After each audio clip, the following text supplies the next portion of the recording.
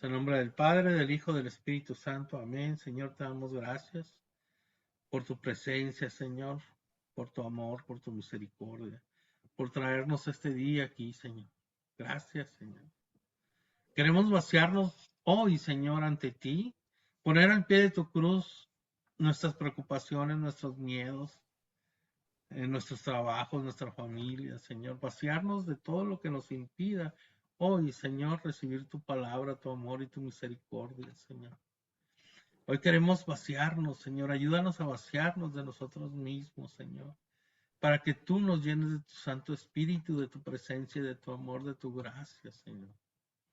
Ten misericordia de nosotros y llénanos de ese Espíritu Santo, de ese fuego que necesitamos, de ese Espíritu consolador. Necesitamos esa fuerza, esa energía para seguirte y para comprender lo que hoy vamos a estudiar, que nos dé el Espíritu Santo la sabiduría que necesitamos, que nos dé pues oídos de discípulos y que podamos llevar esta palabra a nuestro corazón y poderla bajar en nuestro día a día, Señor.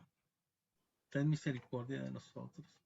Ven Espíritu Santo, llénanos de tu presencia, de tu amor, de ese fuego incomparable de amor que consume. Ven Espíritu Santo, ven amor del Padre y del Hijo y derrámate con poder en cada uno de nosotros. Ven Espíritu Santo y atraviésanos como con esa espada de doble filo y toca hasta lo más profundo de nuestro ser, de nuestros huesos. Ven a darnos vida y vida en abundancia, ven a revivirnos, queremos vivir en el Señor, queremos que nos des alegría por vivir a pesar de las cosas que vivimos en esta vida, Señor.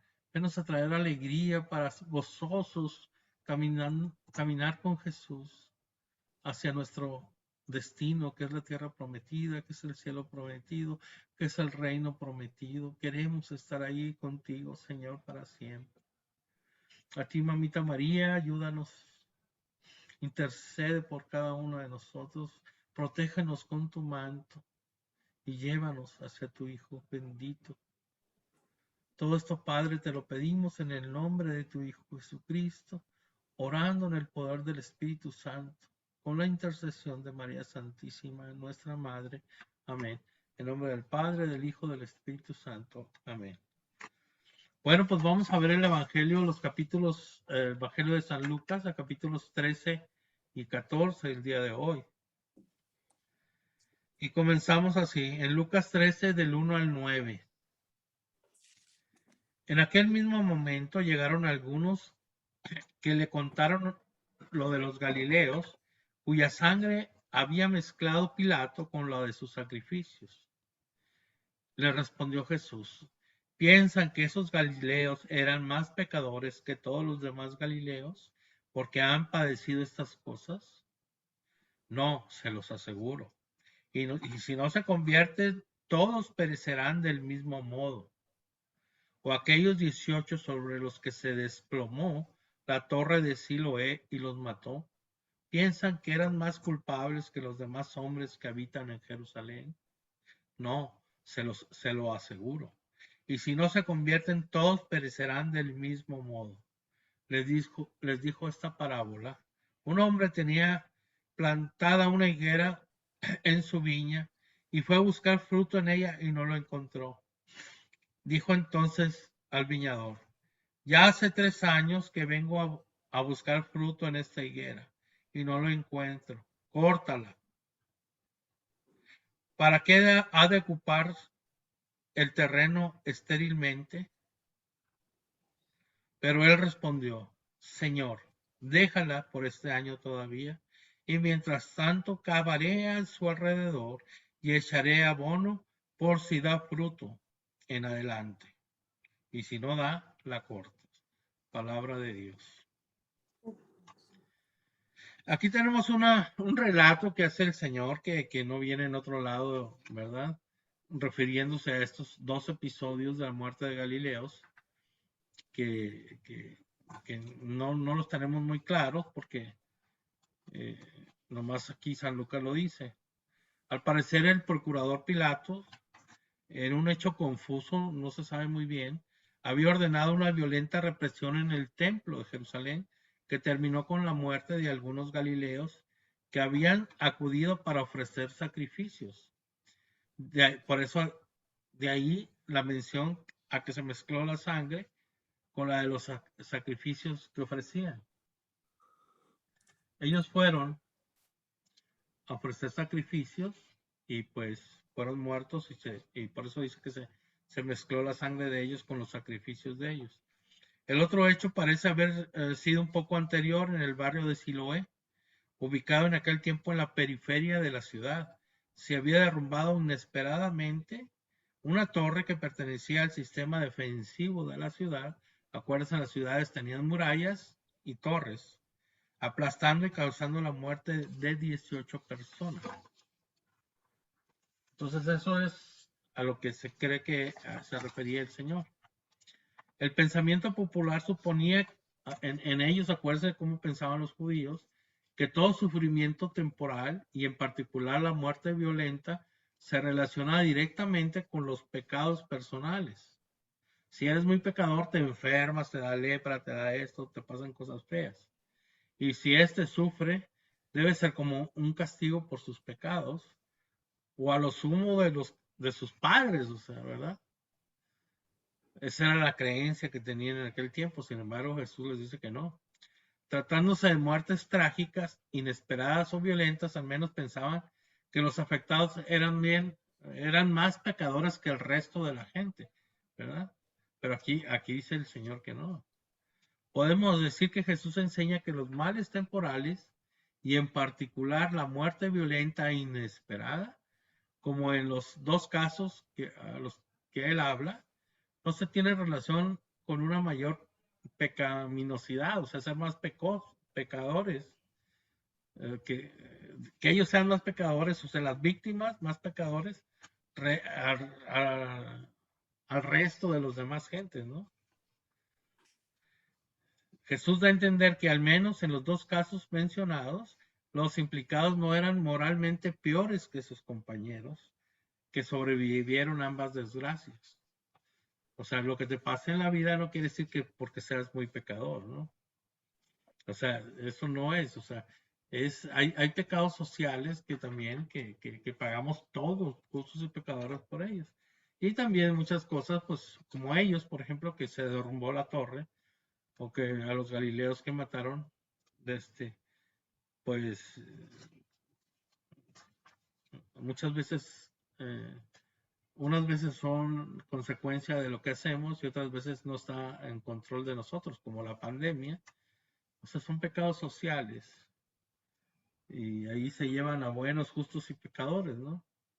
No, no, no quiere decir porque se murió fulano, sea muy pecador, se han muerto gente muy, muy santa, gente muy buena. En serio, yo conozco a 3, 4 muy buenos que se han muerto en la pandemia. Y ya quisiera que mi vida hubiera sido como la de ellos. Y, y se los ha llevado el Señor, ¿no? Entonces, no sabemos lo que platicábamos con Raúl, Julia y Lucy, cuándo nos va a tocar a nosotros. Por eso debemos estar preparados siempre para estar en presencia de Dios. Pero como no pensamos en eso, pues no nos preparamos y también tenemos miedo de pensar que nos vamos a morir un día. Pero lo más seguro que tiene el que nace es que un día va a morir. Y no sabemos cuándo. Entonces debemos estar siempre preparados para eso, ¿no? La conversión puede evitar algo que está presente en los dos casos históricos que son objeto de esta predicación, puesto que se repite dos veces la intimidación. Si no se convierten, dice, todos perecerán del mismo modo. O sea, es para nosotros. Si no nos convertiremos, no nos convertimos, vamos a morir del mismo modo.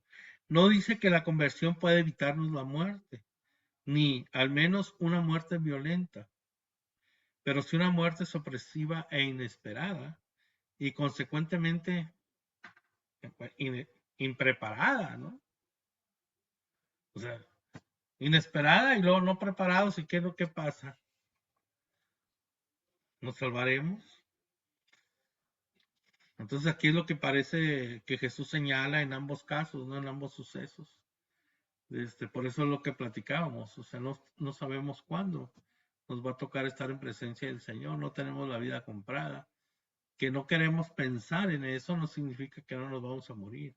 Y debemos estar, vale más pensar en eso, que algún día nos vamos a morir y estar preparados para esa muerte, estar preparados para enfrentarnos al juicio de Dios, ¿no? Y pues si queremos la salvación en nuestras vidas, queremos estar con el Señor para siempre, disfrutando de su presencia, pues entonces tendríamos que estar preparados para cuando nos llegue ese momento. Y es un momento oh, muy feliz el saber que te vas a morir. Cuando tú amas al Señor, porque ya sientes que ya estás con Él, ¿no? Yo lo viví muy de cerca con mi mamá. Cuando muere mi mamá hace unos años atrás, ella estaba feliz porque se iba con Jesús. Y Jesús le permitió despedirse de todos nosotros, le permitió. Ella vio su funeral, vio quiénes iban a ir al funeral, nos dijo todo lo que iba a pasar. Y haz de cuenta, y tú haces esto, y tú le haces esto, y traes comida allá, va a venir gente así. Todo su funeral se lo dio el Señor, le dijo que iba a regresar por ella, ¿verdad? Y mi mamá estaba preparada para eso. Y estaba muy feliz de irse con Dios. Tenía mucho sufrimiento, duró 2 meses en el hospital, sufrió mucho, pero todo su sufrimiento ella siempre lo ofreció por la salvación de las almas y por las almas del purgatorio. Toda su vida oró sobre eso.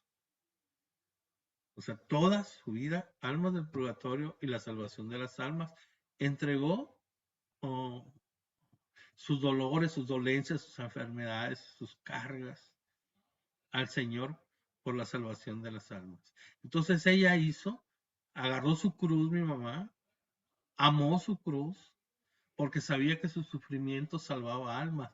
Y así unía su deseo al deseo de Jesús y al deseo del Padre, que es la salvación de todos nosotros, de la salvación de las almas.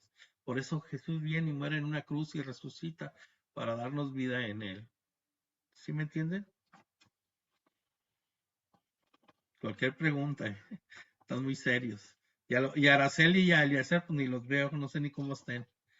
La conversión, según nos dice Jesús, evita morir sin prepararse, porque convertirse a Dios significa comenzar a vivir de tal como quisiéramos que Dios nos encuentre en nuestra hora final. Al que vive así, la muerte puede llegarle repentinamente, pero nunca inesperadamente. Nadie puede creerse exento de pecado, y porque a todos es indispensable el arrepentimiento y la actitud de un corazón arrepentido delante de Dios. Arrepentido. Esa es la clave. ¿Qué es lo que debemos de hacer? Le dicen a Pedro, a aquella gente, 3000, que se habían convertido en su primera predicación que dio el día de Pentecostés. ¿Qué es lo que debemos? Conviértanse. ¿Y ahora qué vamos a hacer? Le dicen a Pedro. Conviértanse y crean en el Evangelio. Conviértanse, arrepiéntense y crean en el Evangelio. Entonces, ahí lo tenemos muy sencillo para nosotros. ¿Qué debemos de hacer? Si queremos ser perdonados por el Señor, arrepentirnos verdaderamente de nuestros errores, de nuestras faltas, de nuestros pecados, para que su gracia caiga sobre nosotros y podamos ser libres de esos pecados,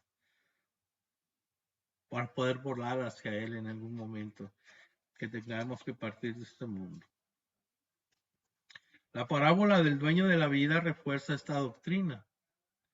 Se trata del dueño de una viña donde cultivaba también árboles frutales, entre los cuales una higuera que durante 3 años seguidos le negó sus frutos. Decidió pues cortarla, pero no cansar inútilmente la tierra. Pero el cuidador intercedió pidiendo un tiempo más de gracia, comprometiéndose él mismo, a poner unos recursos extraordinarios como hacerla, pues remover la tierra, abonarla, regarla, etcétera, ¿no? Diciéndole que si a pesar de esto en un tiempo prudencial seguía sin dar frutos, que ya procediera a cortarla definitivamente, ¿no? Entonces los hombres de su pueblo están ante Dios en condiciones semejantes a esta viña. Acuérdense de Jesús estuvo 3 años predicando y no todos dieron fruto, ¿no? Entonces Jesús está intercediendo, ¿verdad? Como el que cultiva la tierra. Intercede por su pueblo pidiendo una última oportunidad. Esta es precisamente la que están recibiendo ahora con su predicación, pues puede sonar áspera y provocadora, porque la palabra de Dios es más cortante que espada alguna de 2 filos. Penetra hasta la división entre el alma y el espíritu, articulaciones, médulas. Así nos dice San Pablo en Hebreos 4:12, como es como la espada de doble filo, ¿no? Nuestro Señor quiere decirles que están recibiendo un ultimátum para que vuelvan a Dios. Si no lo toman en serio, serán removidos de la viña de Dios para siempre. O sea, si no te conviertes, quedas fuera. Y nosotros queremos quedar dentro, queremos quedar con el Señor, queremos que nuestro Señor sea nuestra única esperanza y vivir una vida llena de esperanza para un día de mañana estar con Dios para siempre, para estar ahí envueltos en su amor, en su misericordia, en su gracia, con el gozo, con la alegría de estar con Él. Amén. Lucas 13:10-17. Estaba un sábado enseñando en una sinagoga. Había allí una mujer a la que el espíritu tenía enferma hacía 18 años. Estaba encorvada y no podía en modo alguno enderezarse. Al verla Jesús la llamó y le dijo: Mujer, quedas libre de tu enfermedad. Y le impuso las manos, y al instante se enderezó y glorificaba a Dios. Pero el jefe de la sinagoga, indignado de que Jesús hubiese hecho una curación en sábado, decía a la gente: hay 6 días en que se puede trabajar. Vengan pues esos días a curarlos y no en días sábados. Le replicó el Señor: hipócritas, ¿no desatan del pesebre todos ustedes en sábado a su buey o a su burro para llevarlos a brevar? Y a esta, que es hija de Abraham, a la que ató Satanás hace 18 años, ¿no estaba bien desatarla de esa ligadura en el día de sábado? Y cuando decían estas cosas, sus adversarios quedaban confundidos, mientras que toda la gente se alegraba con las maravillas que hacía. Palabra de Dios. Aquí vemos pues la hipocresía de los fariseos y estaban envidiosos de Jesús, ¿no? Jesús entiende este tipo de curación como una liberación de un lazo, pues, puesto que apela a la semejanza con el de atar a los animales para llevarlos a brevar, ¿no? A tomar agua. Pero el atar y desatar los nudos era uno de los 39, fíjate, cosas, trabajos prohibidos. Increíble, en sábado. Se nota que los oyentes de Cristo le aplicaban también a los nudos espirituales, aunque ellos no lo respetasen para los materiales. O sea, ellos no les importaba desatar. Cuando decía la palabra de Dios para ellos, que usaban sus reglas, desde los preceptos, era que no atar, era considerado un trabajo atar y desatar nudos, y ellos lo hacían, no les importaba.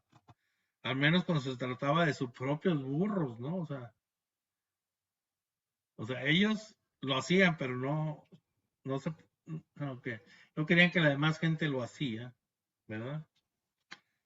Pero como todo hipócrita, el jefe de la sinagoga tenía que disfrazar su resentimiento contra Jesús con el celo religioso, ¿verdad? Por eso no se dirige a Jesús, no le dice a Jesús, no le responde a Jesús, sino a la gente, ¿verdad? Hay 6 días en que se puede trabajar, vengan, pues en esos días a curarse y no en el día sábado, les dice. Es lícito suponer que se habría enojado igualmente si la curación había sido el jueves. Lo que habría cambiado es el argumento, nomás, estaba enojado. Ni la envidia ni el resentimiento tienen horarios fijos para nosotros, hay que estar al pendiente.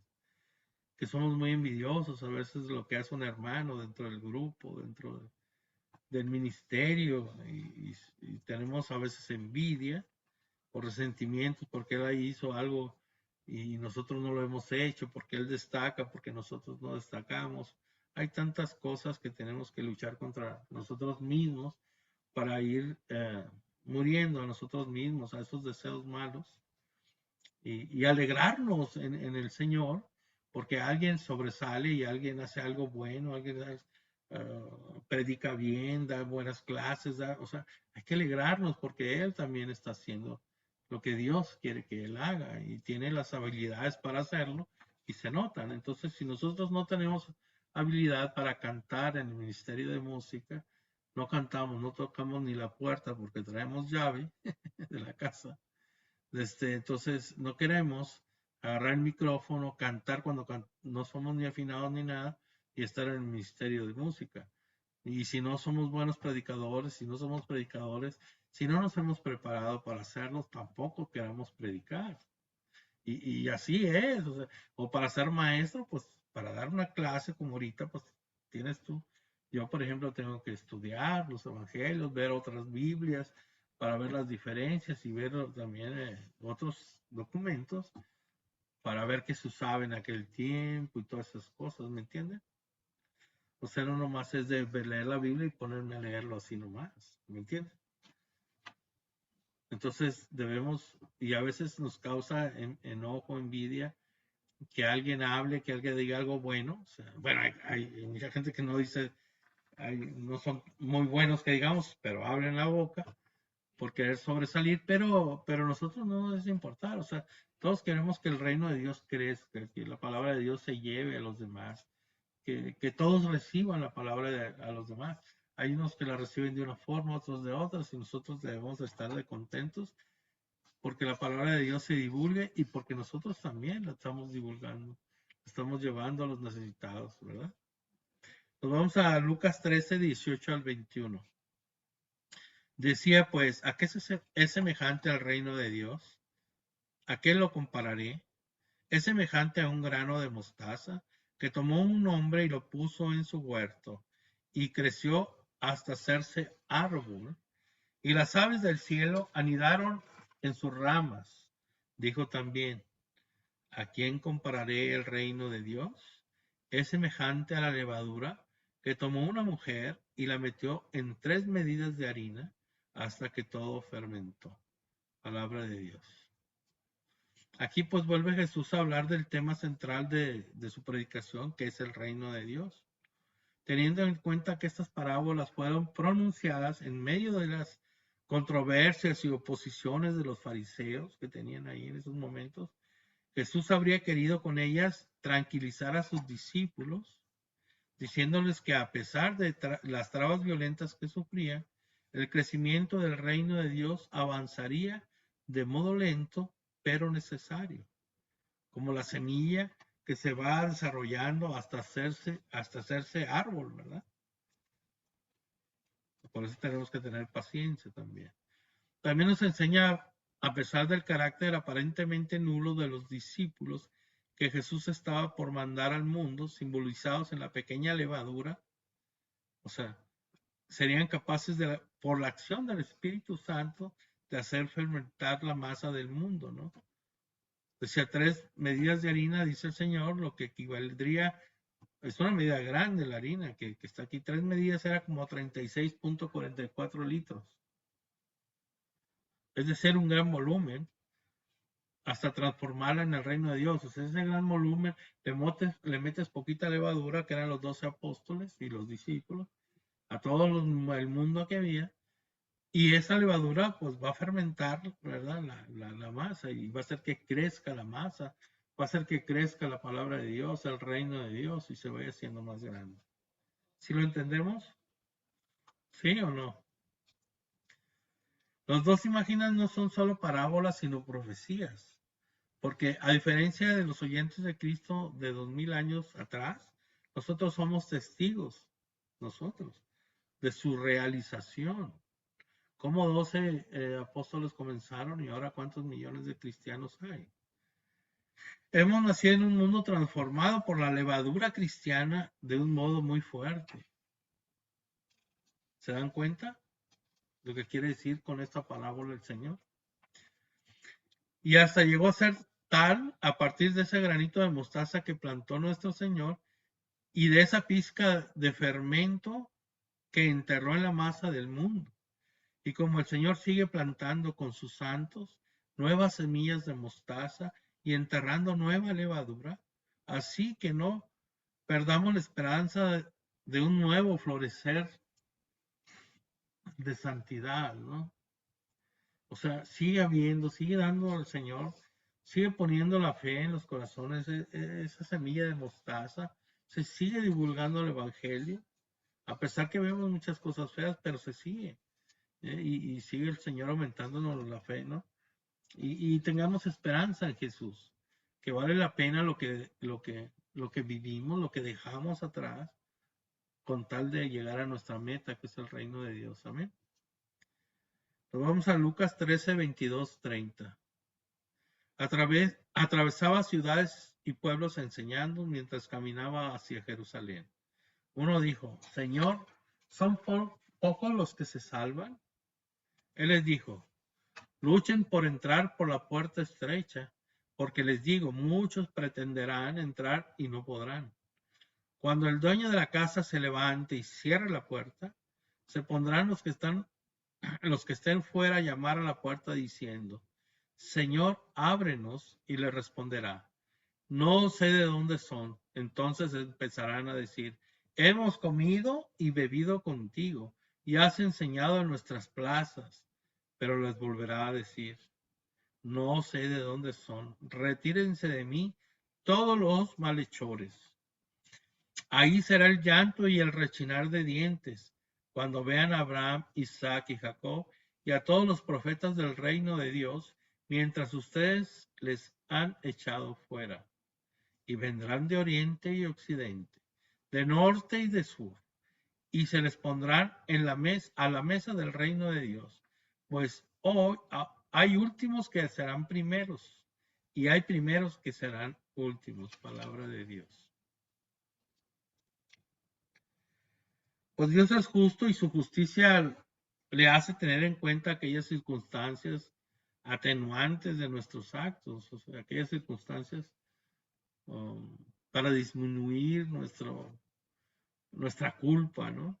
Él sabe que somos de barro, que cargamos con la herencia del pecado original, que sobrellevamos duras luchas por la virtud, que en el fondo de muchas faltas hay más bien aturdimiento, descuido, fragilidad y no tanta mala voluntad, pero solamente lo sabe. Por eso dice el Salmo 112, no nos castiga a la medida de nuestros pecados, no nos paga conforme nuestras inquinidades.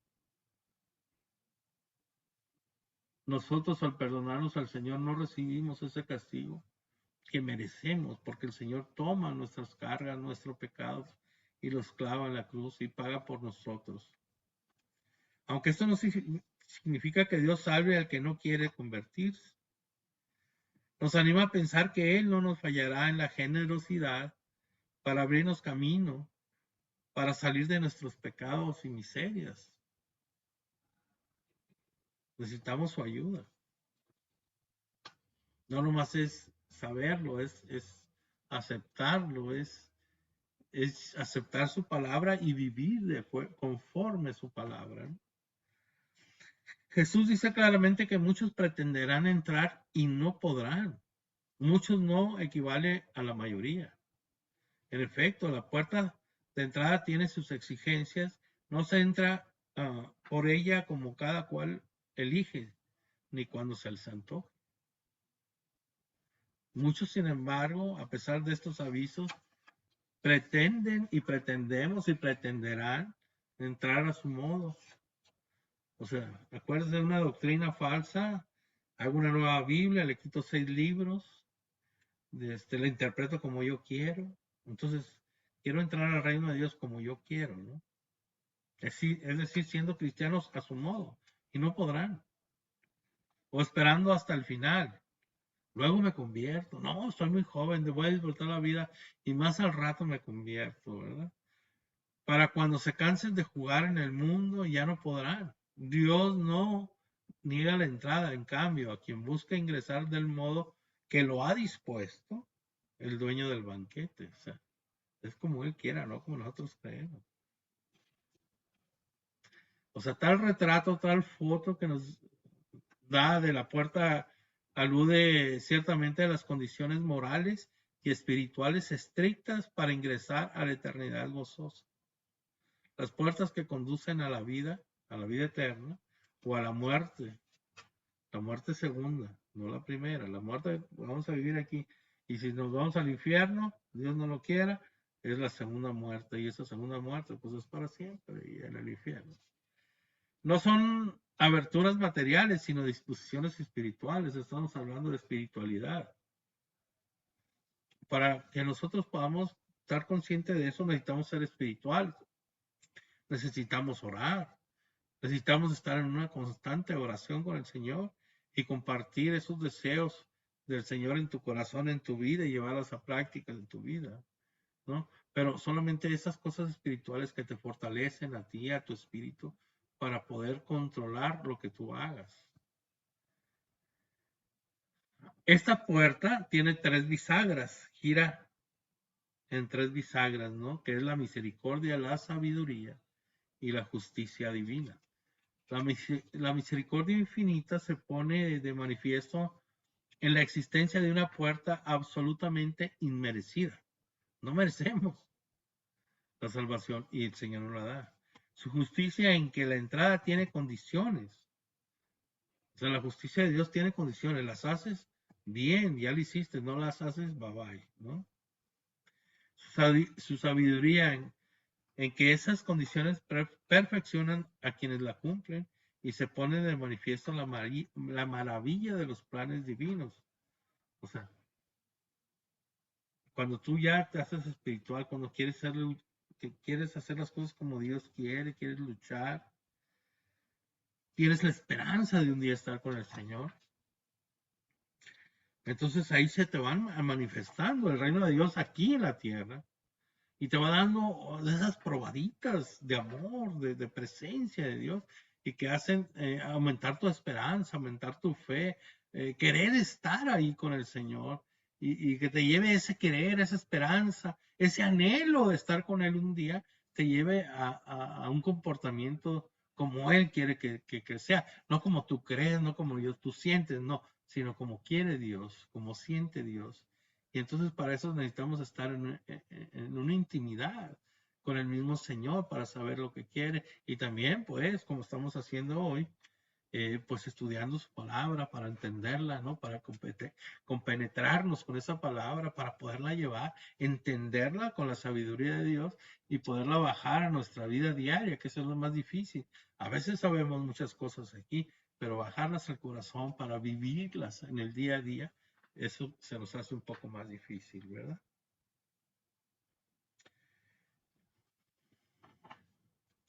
Acuérdense que quedarse sin pasar esa puerta, sin entrar a esa puerta, equivale a la condenación eterna, ¿no? Por eso nosotros siempre debemos estar preparados, ¿no? Y quererlo, pasar por esa puerta que nos lleva con el Señor.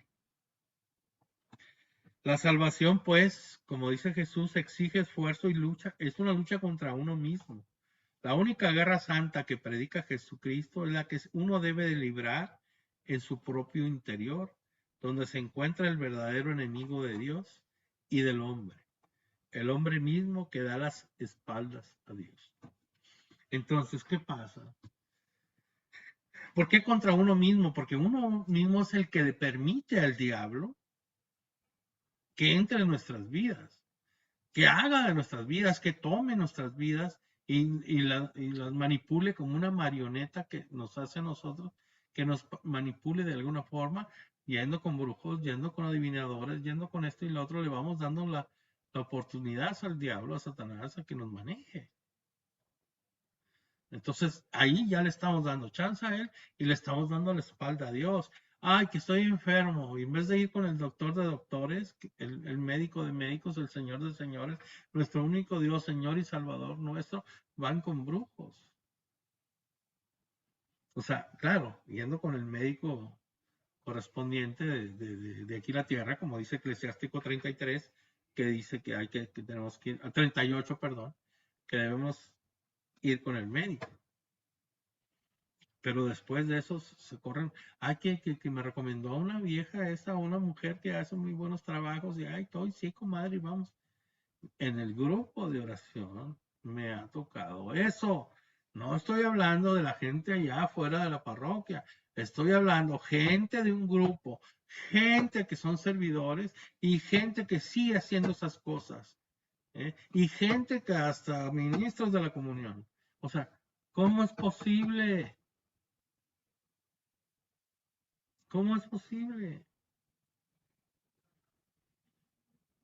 ¿Cómo es posible darle la espalda a Dios? ¿Qué estamos haciendo? Necesitamos renunciar a todas esas cosas del demonio. Necesitamos renunciar a nosotros mismos, imagínense, a todas esas cosas que le estamos permitiendo que Satanás, que el diablo controle nuestra vida. Le estamos dando la espalda a Dios. Estamos prefiriendo ir caminando nuestra vida abrazados del diablo que de Dios. ¿Con qué esperanza podemos caminar? ¿Con qué confianza? ¿Con qué fe? Si creemos más en una criatura que Dios hizo y que se rebeló contra él y que no tiene el poder de Dios ni nada. Sí, es superior a nosotros, pero nunca se va a pelear con Dios porque no puede. Pero en nosotros nos quiere matar, nos quiere llevar a la muerte eterna para que Dios sufra, porque Él no puede ponerse contra Dios, porque no es nada contra Dios. Y Él se venga en nosotros, nos odia con todo su alma, con todo lo que es, porque el diablo es el 100% malo, 100% odio, 100% asesino, 100% mentiroso. Entonces, si no estamos preparados para esta batalla espiritual, no nos va a ir tan bien. Por eso yo les doy un consejo, les digo que oren, que oren. Y la única forma de que se manifieste el Señor en nuestra vida es orando, orando y que nos ilumine con su palabra, con su sabiduría. San Lucas 13, 31 al 35. En aquel, en aquel mismo momento se acercaron algunos fariseos y le dijeron, sal y vete de aquí, porque Herodes quiere matarte. Y él les contestó, vayan a decir a ese zorro, yo expulso demonios y llevo a cabo curaciones hoy y mañana, y al tercer día soy consumado. Pero conviene que hoy y mañana y pasado mañana siga adelante, porque no cabe que un profeta perezca fuera de Jerusalén. Jerusalén, Jerusalén, la que mata a los profetas y apedrea a los que le son enviados. ¿Cuántas veces he querido reunir a tus hijos como una gallina a sus polluelos bajo las alas y no han querido? Pues bien, se les va a dejar desierta su casa. Les digo que no me volverán a ver hasta que llegue el día en que digan, bendito el que viene en el nombre del Señor. Palabra de Dios. Pues aquí se refiere a los planes de Dios sobre los que la obra de Cristo, ¿no? Los planes de Dios sobre la obra de Cristo. Estos planes, según Jesús, tienen que cumplirse y ninguna maquinación humana podrá impedirlo. Herodes presume que intimidando a Jesús lo alejará de su jurisdicción, pero no son los reyes y los poderosos los que manejan los hilos de la historia, sino Dios. Y Dios exclusivamente. Jesús seguirá adelante hasta que termine su obra, y su obra termina en Jerusalén con su propia muerte. El diablo lo que usa siempre, la intimidación. Miren, cuando uno se acerca al Señor, cuando muchos de ustedes han tenido su encuentro personal con el Señor, ven cómo el diablo ha manejado su vida de cierta forma y te comienza a ir mal en algo, en el otro, en el trabajo, X cosa, enfermedad, y dice la mayoría de gente, es que cuando yo no me acercaba al Señor y estaba muy bien, no me pasaba nada, me iba muy bien en todo. Entonces el diablo no te decía nada porque ibas caminando con él y iban abrazados, ¿verdad? Pero, entonces, ¿qué trata? De intimidarte el diablo, que te va a llamar el negocio de X cosas y para que dejes de ir a misa, para que dejes de orar, para que ya, no, mejor ya no, ahí muere, ¿verdad? Y es así como ataca, amenaza, si ven la vida de los santos, igualmente a San Francisco como lo atacaba, al Padre Pío, ¿verdad? Al santo cura de Ars, o sea, y a todos los santos, viene la forma como los atacaba para que renunciaran a Cristo, para que a San Martín de Porres cuando se estaba muriendo, a la misma Santa Teresa de Calcuta, cuando se estaba muriendo, tuvieron que hacer un exorcismo, una oración de liberación, porque la estaba atacando con todo, ¿no? Entonces así vemos cómo nos quiere hacer temer, ¿verdad? Que ya no hagamos las cosas que Dios quiere que hagamos, que ya no que no sigamos al Señor, que no seamos sus discípulos, que nos dé miedo para que lo dejemos de hacer y así Él está feliz, ¿no? Y nosotros nos vamos encaminándonos a nuestra condenación eterna. Entonces Él hace esa lucha, nosotros ¿cómo vamos a responder? Nosotros, o sea, con el Espíritu Santo, con la oración, o sea, nos fortalecemos, o sea, agarramos el escudo de la fe, el casco, y nos ponemos todo lo que el Señor nos da, la palabra de Dios, esa espada de doble filo para defendernos de los ataques del diablo. Debemos de entenderlo, ¿verdad?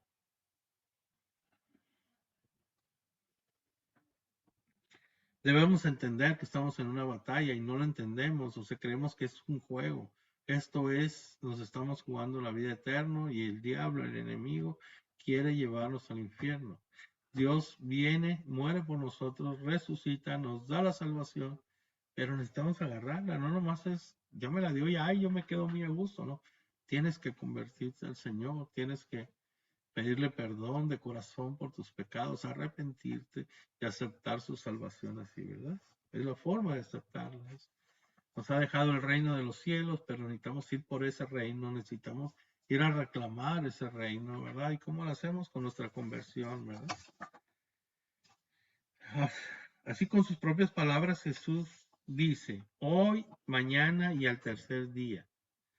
En el profeta Oseas, en Oseas 6, capítulo 6, versículo 2, se hallan estas palabras. Él nos dará vida a los 2 días y al tercero nos levantará y viviremos ante él. Eso dice Oseas. La palabra del profeta y la historia del pueblo de Dios aguardan este tercer día como el día de la salvación. La marcha de Jesús hacia Jerusalén, donde le aguardan muerte y resurrección, cumple todas las promesas de la historia de nuestra salvación.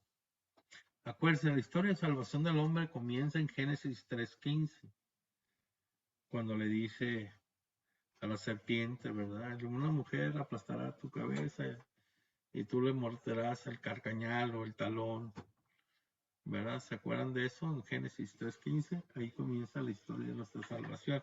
Y toda la historia de nuestra salvación en el Antiguo Testamento nos está hablando de esa venida del Mesías, del Salvador del mundo, del que nos iba a salvar, el que nos iba a rescatar del pecado. Todos los profetas durante muchísimos años estuvieron hablando de esa venida. y el Señor estuvo entrenando a su pueblo para esa medida, primero formando a su pueblo con Abraham y de ahí haciendo un pueblo con, ¿verdad? Con los descendientes de Abraham, ¿no? Como Isaac, con Jacob y todo, y las 12 tribus, que le cambia el nombre a Jacob, le pone Israel, y quizás los 12 hijos de él, pues hacen las 12 tribus de Israel y comienza a formar un pueblo, ¿no? Y muy testarudo, muy no entendía el pueblo y pues así los andaba yendo, ¿no? 40 años caminando en el desierto cuando se podía haber hecho en unos meses la caminata, pero estuvieron sufriendo porque pues la falta de fe del pueblo y traen muchas ideas paganas del antiguo Egipto, ¿verdad? Creían en 20,000 dioses que tienen los egiptos y todas esas cosas. Entonces, bueno, pues el Señor los fue purificando en el camino para llegar a la tierra prometida. Y así nos está purificando a nosotros para llegar también a la tierra prometida, perdón, que es el cielo para nosotros. Y vamos en un desierto donde sufrimos, donde lloramos. También nos da alegrías y consuelos, ¿no? No nomás es eso. Pero sí la historia de nuestra salvación. La Jerusalén que mata a los profetas es la Jerusalén de las autoridades religiosas y políticas, de los reyes y los sacerdotes, de la dirigencia política y religiosa de Israel, que ha perseguido a todos los que han predicado las verdades divinas. Ese es el problema, no solo del pueblo elegido, sino de todo hombre que quiere que Dios se amolde a sus propios planes y no ajustarse él o nosotros a los planes de Dios. Pero el rechazo de la misericordia equivale a la desolación. Nuestra casa quedará devastada, dice el Señor. Pasemos al capítulo 14, versículo del 1 al 6. Sucedió que un sábado fue a comer a casa de uno de los jefes de los fariseos. Ellos le estaban observando. Había allí delante de él un hombre hidrópico. Entonces preguntó Jesús a los legistas y a los fariseos: ¿es lícito curar el sábado o no? Pero ellos se callaron. Entonces le tomó, le curó y le despidió. Y ellos le dijeron: ¿a quién de ustedes se le cae un hijo o un buey? A ellos les dijo: ¿a quién de ustedes se les cae un hijo o un buey a un pozo en el día de sábado y no lo saca al momento? Y no pudieron replicar esto, palabra de Dios. Aquí, para entenderlo más, vamos a hablar de la hidropesia. Hidropesia dice que era hidrópico. Es una retención o acumulación anormal de líquido en el cuerpo. No es propiamente una enfermedad independiente, sino un síntoma que acompaña ciertas enfermedades del corazón o de los riñones o del aparato digestivo. Eso fue lo que curó el Señor. San Lucas no nos dice que el enfermo pidiera nada a Jesús, ni tampoco dice que éste se le compadeciera de él. Aquí no dice que el enfermo le haya pedido nada, ¿no? Sin embargo, el Señor lo sana. Entonces, porque Jesús aquí aprovecha la oportunidad para volver a ese punto difícil de las curaciones del sábado. Lo hizo interrogando directamente a los doctores de la ley y a los fariseos. ¿Es lícito curar el sábado o no? A los fariseos no les interesaba tanto las razones y motivos cuanto tener algo de qué aferrarse para criticarlo ante el pueblo. A ellos no les importaba más que criticarlo, ¿no? La envidia y todas esas cosas.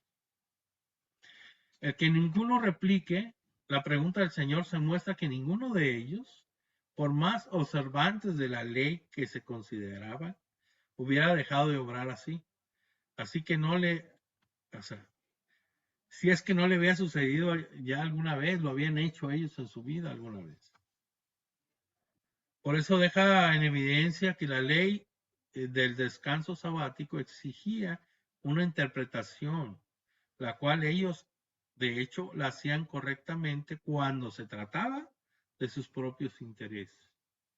La mezquindad que es de sus corazones, y es algo de lo que Jesús los acusa aquí y en otras oportunidades, que se medían a sí mismos con una medida inmensamente más generosa que que le aplicaban a los demás, ¿no? O sea, como también la parábola aquella que ven la paja en el ojo ajeno y no ves la viga que traes atravesada. O sea, ellos hacían las cosas a su conveniencia, pero criticaban a todo el mundo si fallaba la ley. Lo que más nos sorprende de los escribas y fariseos es la falta de sentido de proporción. No tenían proporción, o sea, se iban con todo y a lo de ellos nada, muy leve, ¿verdad? Estaban dispuestos a todo para cumplir sus reglas y preceptos, pero consideraban un pecado aliviar el dolor de una persona en sábado. Los fariseos tenían una regla para ellos y otra para los demás. O sea, aquí hay que tener en cuenta que Jesús vino a explicarnos las Sagradas Escrituras, a explicarnos la palabra de Dios, a explicarnos los 10 mandamientos, del punto de vista de Dios, no de nosotros, no de los fariseos, no de los doctores de la ley. Vino a decir, así es, no como están diciendo ustedes. No carguen tantos preceptos, tantas cargas al pueblo. O sea, Dios lo que quiere es, ámense. ¿Qué dice el primer mandamiento? ¿Se acuerdan qué dice? Amarás al Señor tu Dios con todo tu corazón, con toda tu mente. Y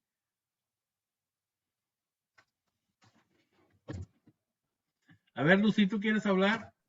No, todo corazón, algo así, con toda tu mente, con toda mente, todo tu corazón y a tu prójimo como a ti mismo, ¿no? Exactamente. Entonces, estamos hablando que ese prójimo que sufre, es más importante que los preceptos de la ley. O sea, es más importante que las cargas. Es más, está en el primer mandamiento. Amarás al Señor tu Dios con todo tu corazón, con todo tu ser y a tu prójimo.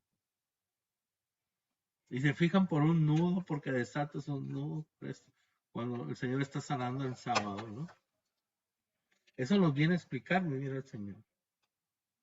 Entonces tenemos que los fariseos tenían una conciencia pues escrupulosa cuando está en juego el bien ajeno y laxa o suave en caso de los propios intereses, ¿no? Esto se llama mezquindad del alma, pues, y doblez del corazón, o sea, son doble cara, ¿no? A uno le dan una cara y a otros otra. Pues vamos a Lucas 14, 7, 11. Notando cómo los invitados elegían los primeros puestos, les dijo una parábola. Cuando alguien te invita a una boda, no te pongas en el primer puesto. No sé que haya invitado a otro más distinguido que tú, y viniendo el que los invitó a ti y a él, te diga, deja el sitio a este, y tengas que ir avergonzado a sentarte en el último puesto. Al contrario, cuando te inviten, vete a sentarte en el último puesto, de manera que cuando venga el que te invitó te diga, amigo, sube más arriba. Y esto será un honor para ti delante de todos los que estén contigo en la mesa. Porque todo el que se ensalza será humillado, y el que se humilla será ensalzado. Palabra de Dios. Este texto bíblico se encuentra solo en San Lucas, quien lo llama parábola porque es ilustrado con una situación imaginaria que Jesús sugiere que podía ocurrirle a cualquiera de sus oyentes. Toma en pie para ella el hecho de observar que los invitados que se esforzaban para sentarse en los puestos de mayor honor ahí en el banquete, ¿no? Aquí pues vemos que el humilde huye de los primeros puestos como por instinto, porque sabe que esto agrada al Padre Celestial. Al hombre, según el corazón de Dios, hace siempre lo que él quiere, que su corazón al corazón de Dios sea un solo sentir. Estas personas unen su alma al Espíritu Santo, quieren lo que Dios quiere y no quieren lo que Él no quiere. Entonces siempre estás viviendo en la voluntad de Dios, en el corazón del Señor, sabiendo lo que Él quiere. cómo te portes en cada momento. A esto se logra con la oración personal, se logra yendo al Santísimo, se logra con la comunión. Para vivir en el corazón de Dios necesitamos ser hombres y mujeres de oración. Porque al reino de Dios siempre somos invitados por pura gracia, sin mérito alguno de nosotros, de nuestra parte. Debemos asistir muy agradecidos de que no hayan permitido entrar, que nos hayan permitido entrar a pesar de no haber hecho lo suficiente para poder, ¿verdad? Entrar. Nos debemos de quedar afuera, ¿no? Así, por lo tanto, nuestra actitud ha de ser como la de aquel sin colarse propiamente, se siente un poco intruso y por eso ocupa el último lugar. O sea, yo no merezco estar en el frente. Yo como me, me decía un testigo de Jehová cuando tocó la puerta de mi casa y dice, no, y usted, y que la Jerusalén celestial, y los ríos y las calles, perdón, las calles de oro y todo me decía, ¿verdad? Que dice el Apocalipsis. Y no, ¿a poco usted no quisiera estar ahí? Le digo, no. Le dije, mire, le puse la raya ahí y le dije, mire, si de aquí para allá es el cielo, yo me conformo con brincar la rayita y ya llegar al cielo, y ahí me conformo. Que Jerusalén y que las calles de oro, y que no, la rayita y para adelante, y ya lo hicimos. Me sentiría feliz de estar ahí.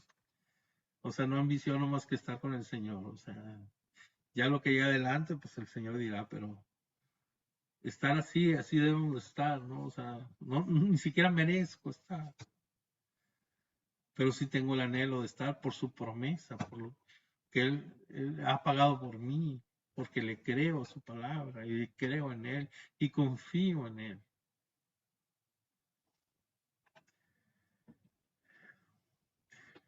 Pues a pobre del que se crea la fiesta, que la fiesta en el cielo es por Él y vaya derecho a sentarse en un lugar de honor que no nos corresponde, para ser luego desalojado cuando llega el verdadero festejado.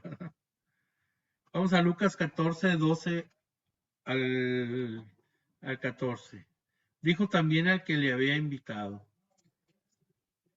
cuando des una comida o una cena, no llames a tus amigos, ni a tus hermanos, ni a tus parientes, ni a tus vecinos ricos, no sea que ellos te inviten a su vez y tengan ya tu recompensa. Cuando des un banquete, llama a los pobres, a los lisiados, a los cojos, a los ciegos, y serás dichoso, porque no te pueden corresponder, pues se te recompensará en la resurrección de los justos. Palabra de Dios. Pues hay suficiente evidencia de que en el tiempo de Jesús y de Lucas, tanto la sociedad judía como la grecorromana, o sea, los griegos y romanos, rechazaban a esta gente desgraciada, a los pobres y todo ello, ¿no? Como son los pobres, ciegos, lisiados, etc. Para ellos, del banquete en el cielo, quedan excluidos todos los que están contaminados en su carne, paralizados en sus pies o en sus manos, como cojo, ciego, sordo, mudo, o contaminados en su carne con la mancha visible a los ojos, o el anciano tan valiente que no puede mantenerse firme en medio de la asamblea. Eso creían ellos. O sea, no había espiritualidad para ellos, era todo material. O sea, sí, o sea, cuando una persona ya no se puede mover y no se puede parar y no sabemos cuánto ha vivido, cuánto nos ha dejado de enseñanza, qué relación ha tenido con el Señor, qué ha aportado Él para el reino de los cielos. Y lo que ha aportado Él, a lo mejor uno no puede ni siquiera en la 10ª parte aportarlo, aunque ya nuestros ojos vean que es una persona cansada, una persona enferma, una persona, etcétera, ¿verdad? Y que no está en la juventud y no se ve bien, pero sin embargo no sabemos lo que ha caminado con el Señor, que nos podría dar lecciones de cómo vivir en la vida de Dios. y enseñanza, ¿no? A veces somos duros así para juzgar como ellos también, ¿no? La intención está dirigida a la renuncia de la retribución terrena, o sea, de agarrar cosas terrenas y que nos aplaudan por lo bueno que hacemos. O sea, todo lo terreno es porque es temporal y vamos nosotros, aquí lo que llamamos, vamos nosotros por algo que va más allá, que es lo escatológico, es una paga escatológica, es lo que viene. O sea, al hacer ahorita nuestro comportamiento según Dios quiere, esperamos una paga escatológica, es lo que viene delante, después de nuestra muerte, es el pago. Acuérdense que la escatología es lo que viene, el final de los tiempos, y el final de los tiempos lo vamos viviendo cada uno cuando se nos acaba la vida, ¿verdad? Hay que entenderlo también. En San Lucas 14, 15 al 24. Al oír esto, uno de los comensales le dijo: Dichoso el que pueda comer en el reino de Dios. Y él le respondió: Un hombre dio una gran cena y convidó a muchos. A la hora de la cena, envió a su siervo a decir a los invitados: Vengan, que ya está todo preparado. Pero todos aún empezaron a excusarse. El primero le dijo: He comprado un campo y tengo que ir a verlo. Te ruego me dispenses. Y otro dijo: He comprado 5 yuntas de bueyes y voy a probarlas. Te ruego me dispenses. Otro dijo: Me acabo de casar, por eso no puedo ir. Regresó el siervo y se lo contó a su señor. Entonces el dueño de la casa, airado, dijo a su siervo: Sal enseguida a las plazas y calles de la ciudad y haz entrar aquí a los pobres y lisiados, a los ciegos y cojos. Dijo el siervo: Señor, se ha hecho lo que mandaste y todavía hay sitio. Dijo el Señor al siervo: Sal a los caminos y cercas y obliga a entrar hasta que se llene mi casa, porque les digo que ninguno de aquellos invitados probará mi cena. Palabra de Dios. Pues aquí en esta parábola es la que el Padre Celestial nos convida a la cena en figura del reino de Dios, ¿no? Los primeros convidados son los hijos de Israel, las 12 tribus de Israel, que por no aceptar la invitación son reemplazados por los pueblos paganos. O sea, Jesús aquí nos habla de una parábola de un hombre que organizó un gran banquete al que invitó a muchos. Era costumbre oriental en aquellos tiempos organizar estas fiestas con mucha antelación y mandar con tiempo las invitaciones para los convidados o los invitados, para que ellos dijeran que se aceptaban o no. Lo que no se indicaba era la hora. O sea, no es como las de hoy, a tales horas va a ser la recepción de 7 a 10, no. O sea, nunca se ponía la hora. Se invitaba nomás cuando ellos decían que sí, eh, porque la hora dependía de la preparación de los manjares, de los alimentos. Cuando esos estaban listos, se mandaba avisar a los que habían dado su sí para que se acercaran a participar de la comida. Se entiende que fuera un insulto haber dado el sí por anticipado y excusarse en el último momento, ¿verdad? Entonces, fíjense lo que pasa. Decimos sí también nosotros en nuestra vida al Señor y sí creemos, pero nos excusamos de seguirlo. Nos excusamos de dar testimonio de Él. Nos apena, nos da vergüenza dar testimonio de lo que Cristo ha hecho en nuestra vida, en nuestra familia, en nuestra casa, en nuestro corazón. Y pues nos quedamos fuera también por esas cosas, por no hacer las cosas como el Señor quiere. Dios no, tiene un momento para llamar y ese momento debe coincidir de parte del hombre con el momento de aceptar el llamado y entrar. Las demoras con Dios tienen siempre traza de desprecio de la gracia de Dios. Siendo la gracia absolutamente inmerecida por el hombre, no puede determinar por su propio capricho el momento en que se quiere recibirla y el momento en que se pospondrá su aceptación. O sea, uno no decide cuándo es llamado, ni decide si voy a posponer mi respuesta al Señor. Ahorita no puedo, a lo mejor en unos años más, eh, ya que viva la vida loca y lo que sea, ¿no? No podemos hacerlo porque nos quedamos fuera.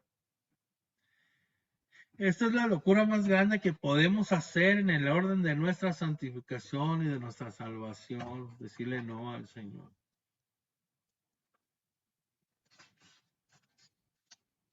Está para pensarse. Lucas 14, 25 al 35. Caminaba con él mucha gente y volviéndose les dijo, si alguno viene junto a mí y no odia a su padre, a su madre, a su mujer, a sus hijos, a sus hermanos, a sus hermanas y hasta su propia vida, no puede ser discípulo mío.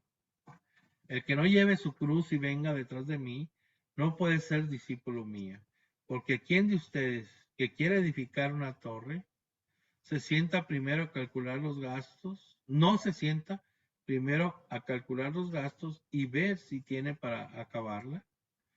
No sea que habiendo puesto los cimientos y no pudiendo terminar, todos los que los vean pongan a burlarse de él diciendo, este comenzó a edificar y no pudo terminar.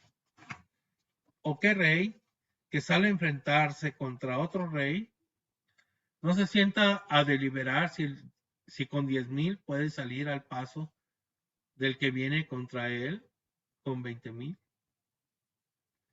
Y si no, cuando el otro está todavía lejos, envía una embajada para pedir condiciones de paz. Pues de igual manera, cualquiera de ustedes que no renuncie a todos sus bienes, no puede ser discípulo mío. Buena es la sal, mas si también la sal pierde su sabor, ¿con qué se sazonará? No es útil ni para la tierra ni para la basura. La tiran afuera. El que tenga oídos por oír, que oiga. Palabra de Dios. Pues quiere decir simplemente que en el orden de los valores Jesús ocupa el primer lugar aún frente a los padres.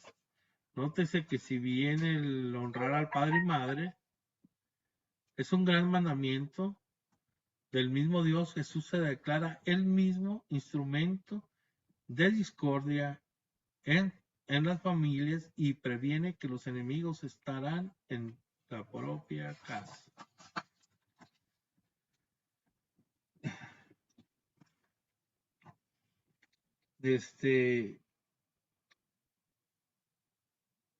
Queremos acercarnos al Señor. En nuestra propia casa tenemos problemas con los hijos, con la hija, con la papá, con la mamá, con el esposo, con la esposa, porque yo quiero acercarme y mi esposa no quiere. O la esposa quiere y el esposo no quiere. O el hijo quiere y el papá se enoja porque el hijo anda parece cucaracha de iglesia. Y así, ¿no? Entonces, de eso se refiere. Ante todo, ser discípulo de Cristo exige posponer todos los afectos legítimos al amor de Jesús. No puedes amar más a Jesús que a tu hijo. Ni a tu esposo más que Jesús, ni a tu esposa más que Jesús, ni a tu madre más que Jesús, ni a tu padre. Es necesario, según el maestro, aborrecer padre, madre, mujer, hijos, hermanos, hermanas e incluso la propia vida. Aquí tenemos una palabra que nos pone los pelos de punta, ¿verdad? Y eso que la hemos escrito como aborrecer, pero en otras tradiciones, incluido la Vulgata latina, ponen odiar. El verbo empleado por San Lucas es el griego, que se escribe miseo, que significa efectivamente odiar, aborrecer, detestar, pero también por extensión amar menos. O sea, amar menos. Para que lo podamos entender, no quiere decir que odies a tu padre, a tu madre, a tu hijo, no. Que ames menos, no puedes amar más a ellos que a Jesús, que a Dios. Se le llama que es un hebraísmo. O sea, es una forma de escribir. Acuérdense, la escritura era muy, era muy pobre, ¿no? Aquí nos quiere decir que hay que preferir a Cristo sobre todas las cosas. Sobre todas las cosas. No puede haber un afecto más grande que el de que le tengamos a Jesús, a nuestro Dios. Aquí ya nos habla que cargar con la propia cruz significa pues llevar voluntariamente todo aquello que conforma el peso mortal de cada uno de nosotros. Nuestros propios dolores y miserias, los límites, los sufrimientos que provienen del propio estado, de las circunstancias que nos rodean, de lo que vivimos, lo que nos hace sufrir. También esta expresión va a significar la negación de sí mismo con un sentido expiatorio por los propios pecados o por los del prójimo. O sea, como les he dicho ya algunas veces, ofrecemos nuestros sufrimientos, nuestras enfermedades, de esto, las mortificaciones, sufrimiento físico, psicológico, o los ayunos, por la salvación de las almas. Entonces tú estás también expiando por los pecados, así como Cristo expió por los pecados de todos. Nos estamos uniendo al dolor de Cristo, nuestras dolencias y nuestros sacrificios, para que tengan valor en sí y podamos nosotros también expiar por los pecados de nuestros hermanos, y de esa forma también algunos hermanos se salven con nuestro sacrificio, ¿verdad? Cargar con algo, con la cruz, significa aceptarlo con paciencia y llevarlo con resignación. O sea, no es que seamos masoquistas, nos sufrimos, porque nos gusta sufrir, sino porque sabemos que nuestro sufrimiento, unido al sufrimiento de Cristo en la cruz, puede salvar almas. Y ahí nos unimos a Cristo en un solo sentido, porque lo que quiere Cristo, como lo que quiere el Padre, es la salvación de las almas. Y nosotros nos unimos a ese querer, pero ya lo llevamos a la práctica, a la acción. Ya no nomás estamos rezando, sino estamos uniendo nuestros sacrificios a los de Él, nuestro dolor a los de Él, porque sabemos que nuestro dolor unidos al de Cristo se usa para la salvación de nuestros hermanos, de las almas. Por eso dice San Pablo: sufro en mi cuerpo lo que le faltó al sufrimiento, a la pasión de Cristo, ¿verdad? Entonces, todos queremos ser unos con Jesús, uno con el Padre. Necesitamos querer lo mismo, la salvación de nuestros hermanos que ni siquiera conocemos, pero sabemos que por un hermano de nosotros que se vaya al infierno, el sufrimiento y el dolor de Jesús es espantoso, hermano, espantoso. Le duele muchísimo que nosotros agarremos todo eso. Por ese lado le duele porque nos ama, pero también toda esa sangre derramada, ese sufrimiento, los clavos, todos los dolores tirados a la basura porque no aprovechamos esta salvación. Entonces, de esta manera Jesús pone como condición de su discipulado el caminar con la carga de dolor, miseria y límite que Dios ha puesto sobre la espalda de cada hombre. De este modo, a quienes quieren ser sus discípulos, el Señor no les ofrece quitarles el peso, sino hacer fuerte las fuerzas para que lo lleven en atrás de Él, o sea, para poder llevar nuestra cruz detrás de la cruz de Cristo.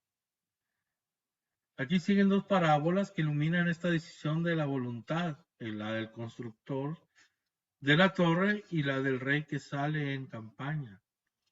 En ambos casos, el hombre prudente, sea guerrero o edificador o albañil, hace primero un cálculo de sus fuerzas para ver si con lo que tiene le alcanza para la obra que aspira a emprender. De lo contrario, no comienza una empresa que queda cortada por la mitad. Si no tienes dinero para la casa, primero tienes que, voy a construir una casa, tienes los planos, tienes que tener los permisos de la ciudad y todo el rollo, y calculas los gastos, lo que te sale eso, ya el terreno ya lo tienes, cuánto te salió el terreno, ahora cuánto tienes para edificar la casa. Te hacen una evaluación, no, pues vas a hacer $150,000, ¿los tienes o no? O sea, si no, pues vas a construir ¿qué te gusta construir primero? ¿Te quedas en la pura madera o qué, no? ¿Sí me entienden?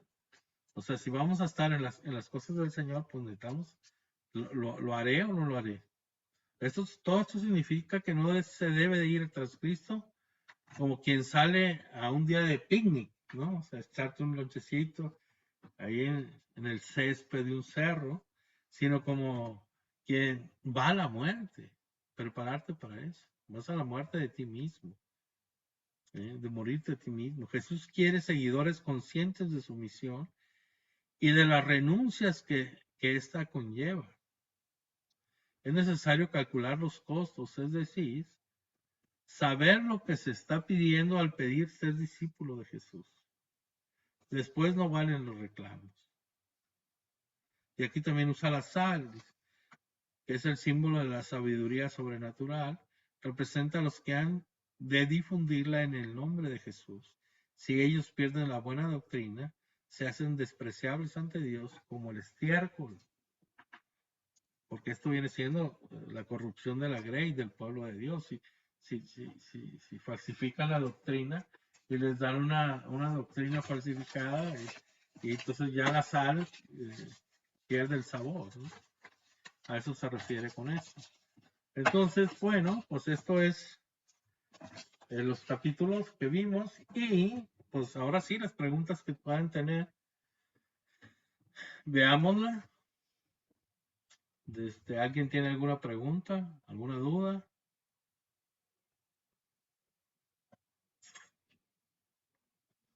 Hello.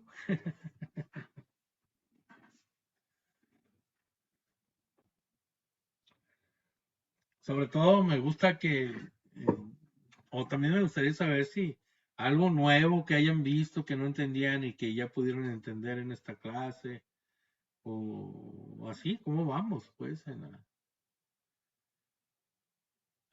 el entendimiento, ¿no? Si nos ayuda la sabiduría del Señor, a mí para expresarles la palabra de Dios y ustedes para darles oídos de discípulos que puedan entenderla, ¿no?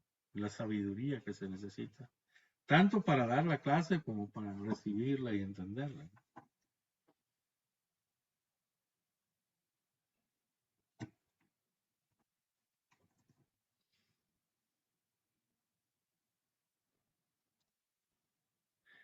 Estos capítulos, pues, no, el 13 y el 14 no están tan largos, por eso tenemos un poquito más de tiempo hoy.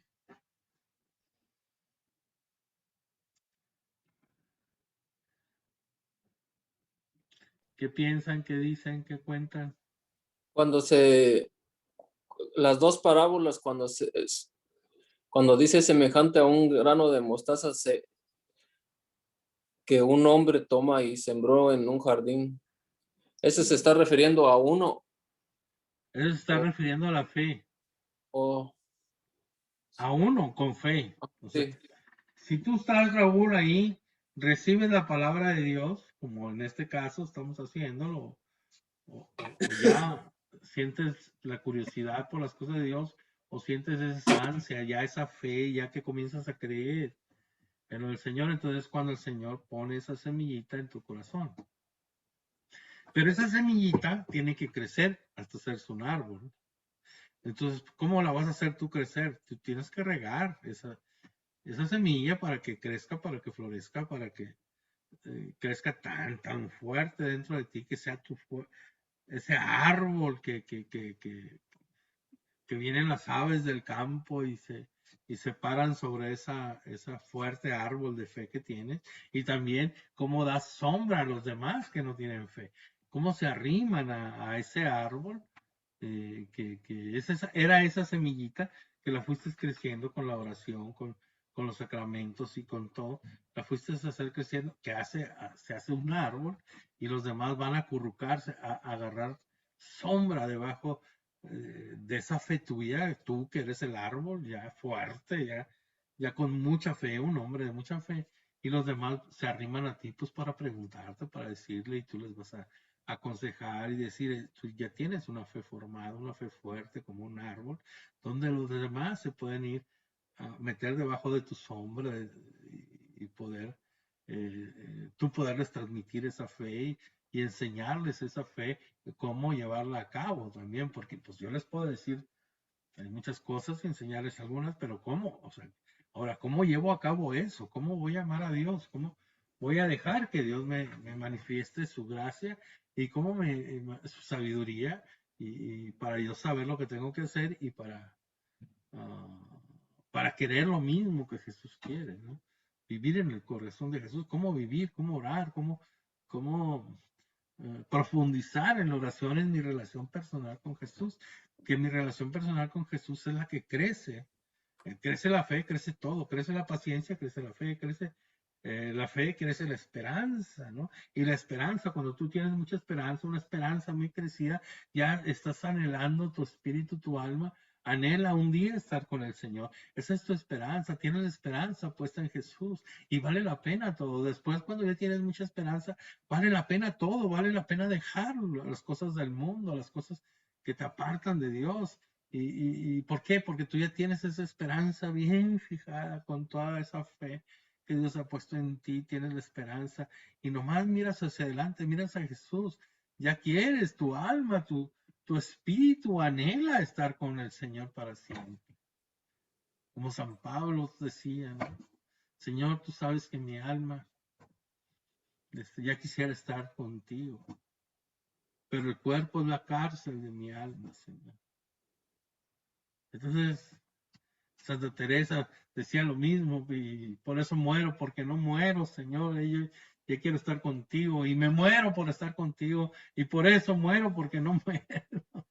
Entonces, ese es el anhelo de estar con el Señor, esa es la gran esperanza que está al final, que vemos directamente a Jesús, ya no vemos las cosas del mundo, ya nadie nos puede quitar la visión, nadie se puede atravesar porque ya tenemos nuestra mirada puesta en el Señor, en Jesús.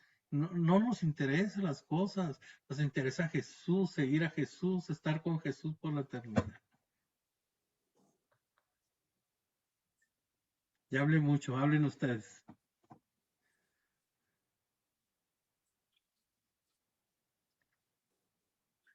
Hello. ¿Qué piensan de todo esto? A ver, cuéntenme. ¿Les ha gustado esta clase o qué? No, está bien, sí me gustó. Eliezer ni se oye, está muy espichadito ya comiendo, yo creo todavía.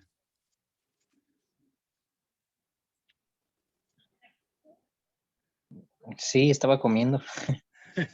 ¿Qué te digo? ¿Escuchaste la clase Sí, cuando no. Sí, claro que sí, aquí estoy. ¿Qué te pareció todo esto? Ujú.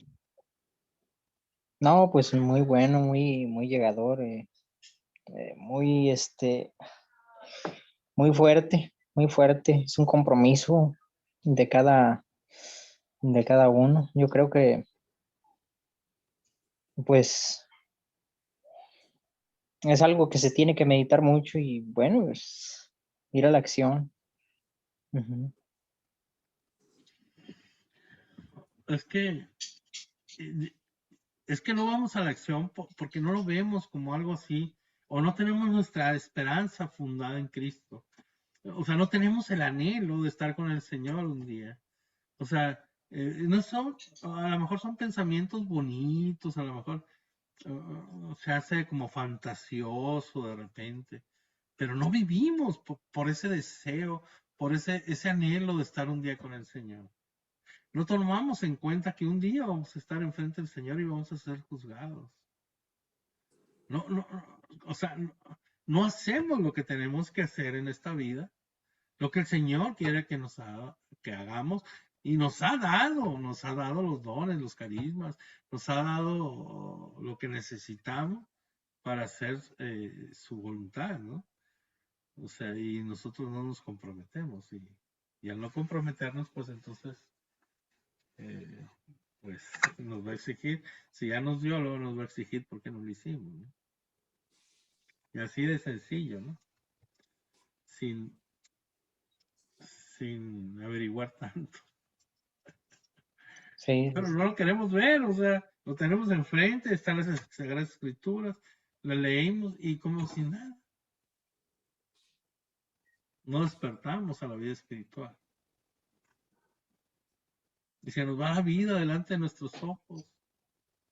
Se nos va, o sea, creemos que tenemos un mañana, no lo tenemos. ¿Y por qué creen ustedes que tenemos derecho a entrar al reino de los cielos? Si es inmerecida la salvación que nos ha dado Jesús. No merecemos nada. No podemos ni exigir nada. Porque somos pecadores. Porque no podemos entrar al reino de los cielos por nuestros actos, sino por pura misericordia del Señor. Debemos de estar conscientes de eso. No nos engañemos.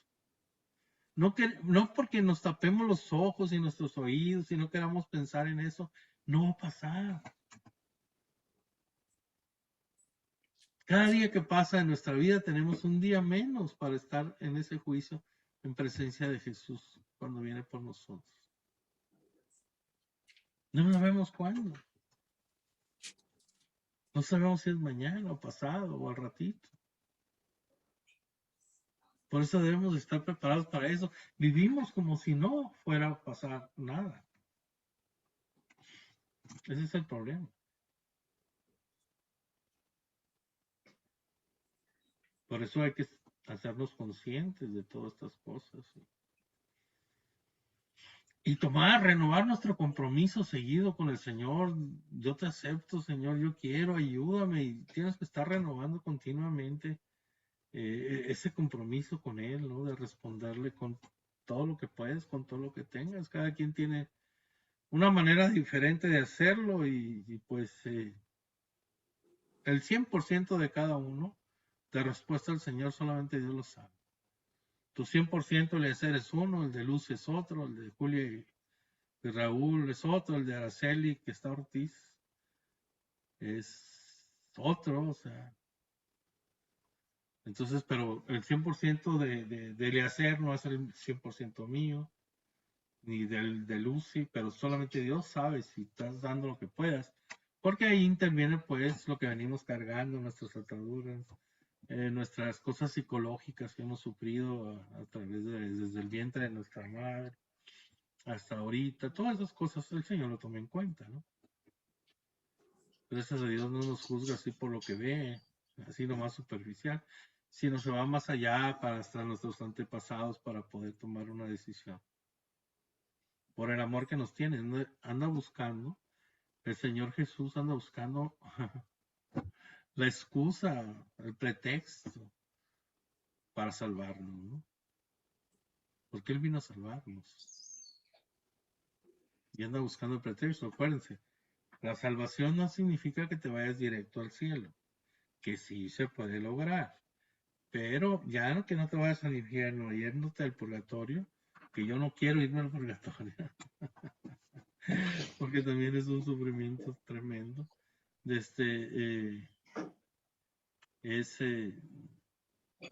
no te vas al infierno, la salvación. ¿Mande? ¿Alguien habló? ¿Hello?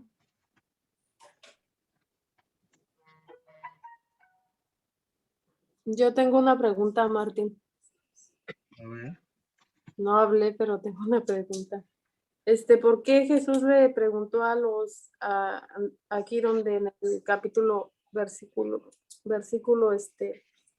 3, en el capítulo 14, por qué les preguntó a los fariseos y los maestros de la ley que si estaba permitido curar en día sábado? Les pregunta para ver qué le responden. Porque según ellos no se podía curar el día sábado, no se podía hacer nada, acuérdate. No podías dar más de 1000 pasos, tenían 613 preceptos que no se podían hacer un día sábado. Un día sábado no podías hacer nada, no podías hacer trabajo, pero estaba considerado, por ejemplo, El hacer un nudo ya era un trabajo, no lo podías hacer. Y ellos hacían nudos, desataban a los burros o desataban, o si se les caía un buey a un pozo, lo sacaban o a su hijo, ¿verdad? O sea, y lo hacían. Entonces, ¿por qué sí podían hacer eso y por qué no se podía curar a un hermano enfermo? ¿Verdad? Cuando lo que primero dice el Señor es lo que le decía a Lucio hace rato. Primero es, o sea, es tu prójimo. Tu prójimo. Amarás al Señor tu Dios sobre todas las cosas con toda tu mente y tu corazón. Y a tu prójimo como a ti mismo. A tu prójimo, tu prójimo. Es más importante el prójimo que las reglas del sábado. Y como lo toman ellos como si Jesús estuviera trabajando, pero pues no entienden lo que él estaba haciendo, bueno, realmente, ni los apóstoles, ¿verdad? Pero a eso se refiere. O sea, les pregunta a ellos por qué iba a curar a una persona, ¿no? Y no contestaron nadie contestó. No sabían qué responderle. Pero ellos buscaban cómo criticar a Jesús de alguna forma. Si lo hubiera hecho un jueves o un viernes era lo mismo, porque ellos lo único que querían era criticar a Jesús, ponerse en contra y ponerle al pueblo en contra de él, ¿no? No les interesaba seguir a Jesús. Eso era todo. Esa Pues era la hipocresía de los fariseos, pues. como por decir hoy en día todavía en las, no sé qué iglesia, pero yo creo es como la iglesia protestante, que que ellos dicen que ellos alaban al Señor en el día sábado, porque la Biblia dice que es el día sábado, ¿no? Ajá. ¿Y qué pregunta Pero tienes ahí? sí, o sea, es por lo mismo, o sea, por lo mismo, pues no sé si ellos se refieran por lo que dice aquí en la Biblia, que no está, no se debe trabajar el día sábado. Pero el sábado se juntaban a leer las escrituras. Leían la Torá, o sea, los primeros 5 los libros de la Biblia.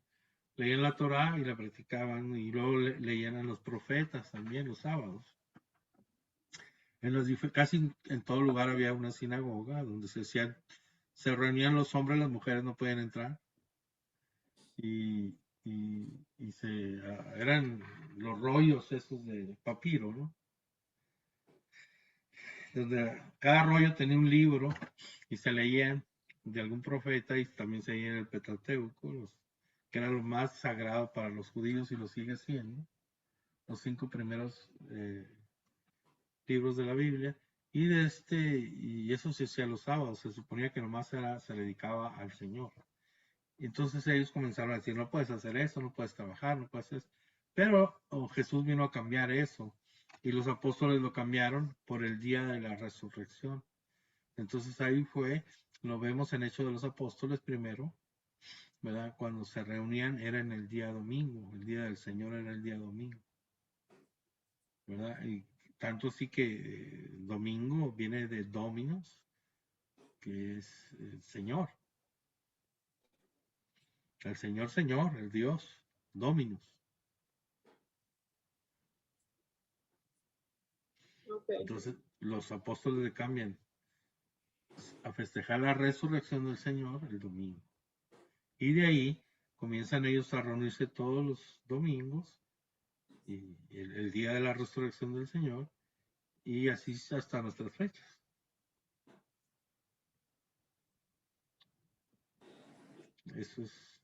Por eso se cambia del sábado al domingo. Y se rompe pues con la ley en cuestión de cómo se aplicaba. Ahora viene la misericordia de Dios. Porque para la ley no había perdón de pecados, ¿no? Aunque tú matabas o lo ofrecías por los pecados, pero pues nadie podía entrar al cielo. Nadie podía entrar al cielo porque no había muerto Cristo y había abierto las puertas del cielo con su muerte y su resurrección. Se tuvieron que esperar ahí aunque algunos lo llaman el seno de Abraham, ¿no?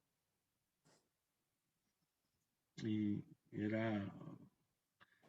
es que tiene dos palabras, era el Seol, y los judíos le llaman de dos maneras al infierno, y una de esas es donde estaban las almas del Antiguo Testamento, las que no se habían ido al cielo. Como los profetas y Abraham y todos, ¿no? Imagínate si ellos no pidieron, ¿por qué nosotros vamos a entrar? Nomás porque sí. Vamos a entrar por pura misericordia de Dios. No merecemos estar ahí. Por pura misericordia de Dios, tenemos que entenderlo. No merecemos nada por nuestro pecado. Somos culpables, somos pecadores. Estamos aquí nomás esperando la misericordia de Dios que nos lave con su sangre preciosa, como dice el Apocalipsis, para poder entrar en el cielo con esa vestidura blanca que venían miles y miles que no se podían contar. ¿Quiénes son? Son los lavados por la sangre del Cordero. Sin esa muerte en esa cruz no nos podemos lavar nada. Si Jesús no hubiera muerto y resucitado, no tendríamos ni chance de entrar al cielo tampoco. No lo merecemos. Él nos da, Él toma nuestras cargas y lo clava en la cruz, lo de nosotros. Y con su sangre derramada en la cruz nos baña y nos limpia. Es todo misericordia, todo gracia de Dios para poder entrar al cielo, para poder salvarnos, ¿no? Él nos viene a dar la salvación. No es por nuestros méritos, por lo que hagamos aquí. Claro, las cosas buenas que hagamos es fruto de ese Espíritu Santo en nosotros. Es fruto de querer seguir al Señor. Los frutos del Espíritu Santo, bueno, se manifiestan en obras buenas de nosotros, pero las obras no nos salvan. Las obras son una manifestación de lo que el Espíritu Santo hace en nosotros, pero las obras en sí no nos salvan. Nos salva el Señor, el aceptar esa salvación, el seguir las reglas de esa salvación, que da frutos en cosas buenas en nuestra vida, pero nos salva Jesús, no las obras. ¿Me entiendes? O sea, las obras que hacemos buenas en la vida es porque el Espíritu Santo está en nosotros y nos hace hacer esas cosas buenas.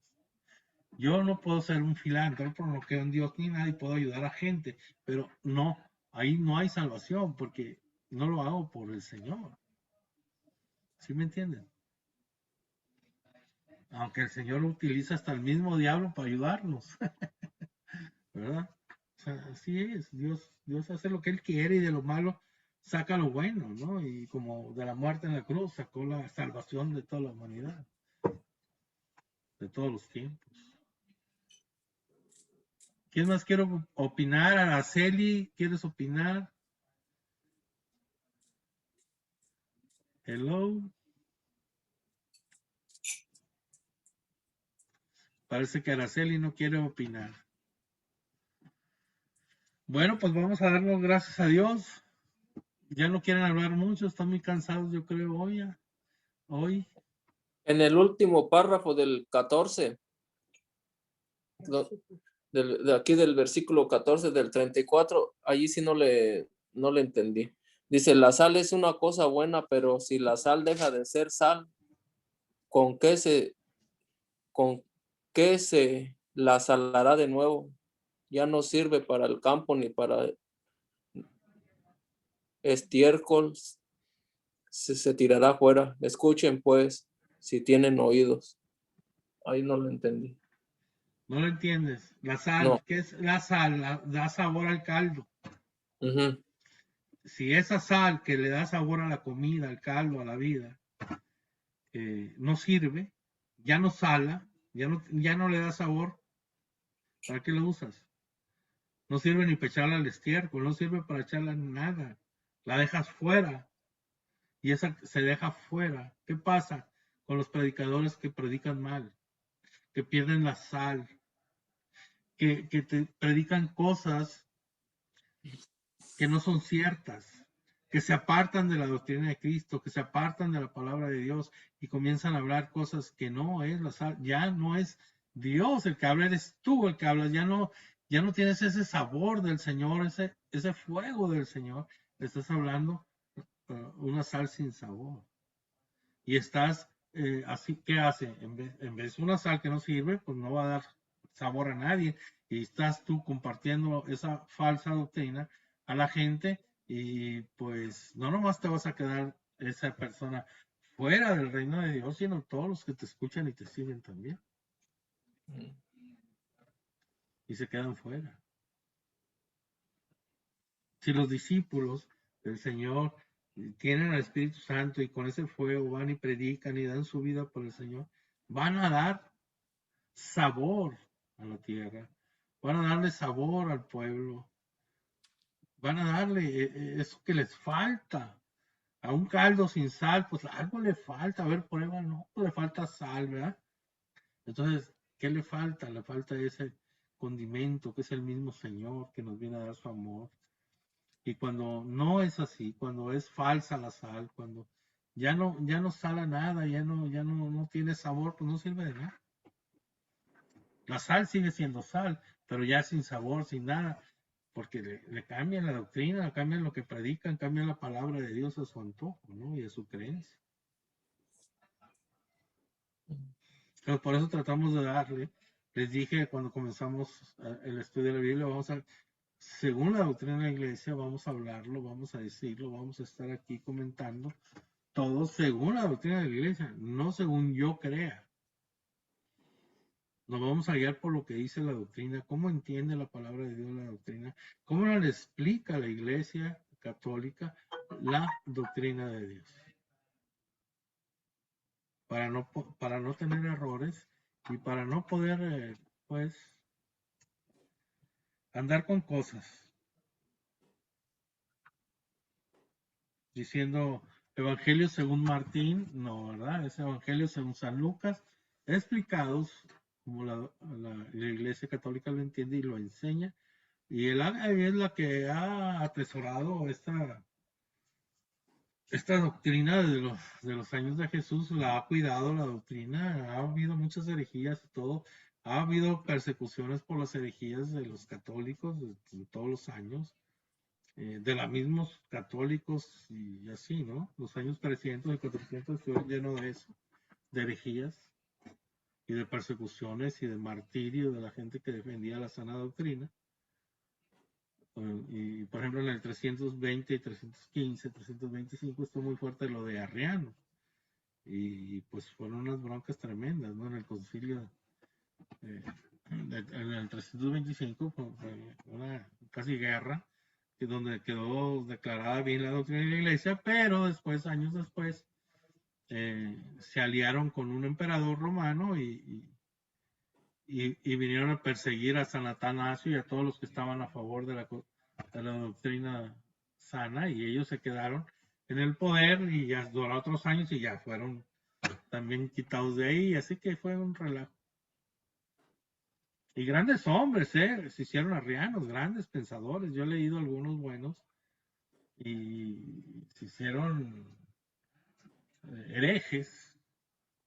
Y ni modo, o sea, por eso hay que cuidar nuestra forma de interpretar las Sagradas Escrituras y la tradición de la iglesia para poder entender bien y cómo debemos de guiarnos en este camino espiritual, en este desierto que vamos caminando por nuestras vidas, con la meta de llegar a la tierra prometida que es el reino de los cielos.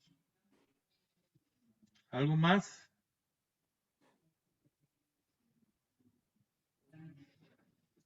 Ya la ¿Ah? entendí. ¿Mande? Ya la entendí. Okay. Pues, ¿cómo lo explicó? Sí, ya. Ya lo había explicado, no pusiste atención. Lo había explicado así. Bueno, pues vamos a darle gracias a Dios en nombre del Padre, del Hijo, del Espíritu Santo. Amén. Pues Señor, te damos gracias por tu presencia, por tu bondad, porque eres bueno y maravilloso con nosotros, Señor, que nos reúnes a escuchar tu palabra, porque haces que ardan nuestros corazones con tu palabra, con tu presencia, con tu gracia, Señor. Te damos gracias, te alabamos, te bendecimos, te glorificamos por siempre, Señor. Te proclamamos nuestro único Dios, nuestro único Señor, nuestro único Salvador y nuestra única esperanza, Jesús, Señor nuestro. Llénanos de tu bendición siempre. Protégenos siempre, Señor, con tu sangre preciosa. Márcanos, Señor, con tu sangre en nuestra frente, en nuestro corazón, en nuestras vidas, Señor. Márcanos siempre, Señor, y purifícanos con tu Santo Espíritu, con tu poder, con el fuego de tu Santo Espíritu. Llévanos a la santidad, Señor. Llévanos a aspirar a ser como tú, Señor. Cambia nuestros corazones, danos un corazón nuevo, Señor, un corazón como el tuyo, que ame como tú, que perdone como tú, que tenga misericordia como tú, Señor. Que podamos amar a nuestros hermanos, a los que nos ofenden, a todos, Señor.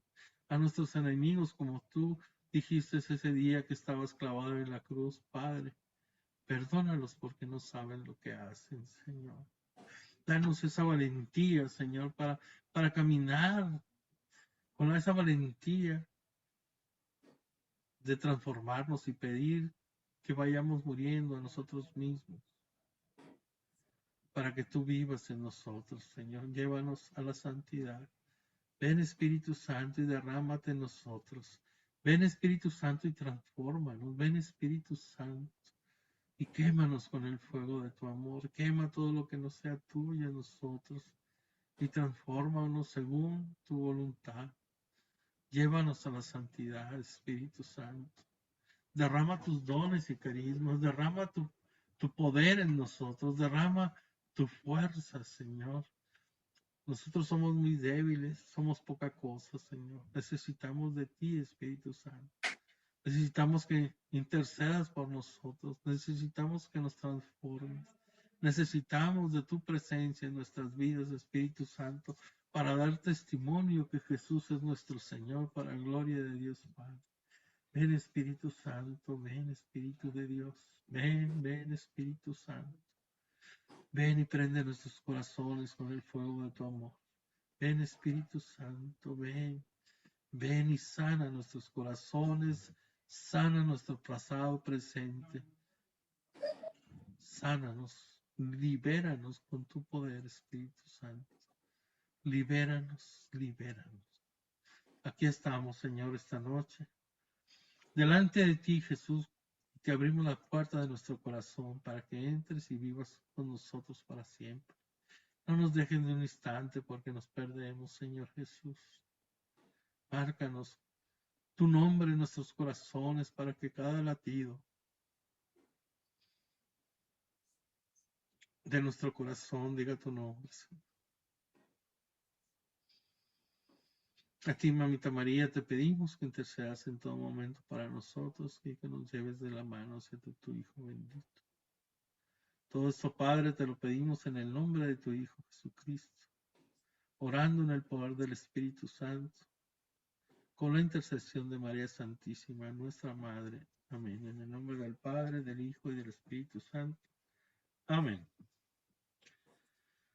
Pues sí, si quieren,